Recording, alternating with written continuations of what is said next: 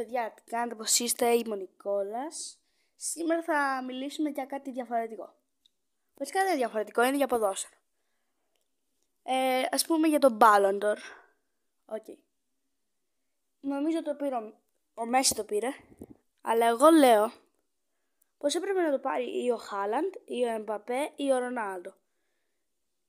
Δεν ξέρω γιατί το πήρε πάλι ο Μέση. Κανονικά, δεν ξέρω, εγώ λέω πως ήταν άδικο. Εγώ κανονικά αν ήμουν εγώ να δίνω τον Ballon d'Or, θα το έδινα στο Χάλαντ ή στον Εμπαπέ ή στο Ρονάλντο. Γιατί ο Ρονάλντο είναι, εγώ λέω πως είναι καλύτερος από το Μέση. Ή ο Εμπαπέ ή ο Χάλαντ που ήταν πολύ καλός φέτος, που πήρε το Champions League. Αυτός έπρεπε να το πάρει. Εντάξει, αυτό ήταν το βίντεο.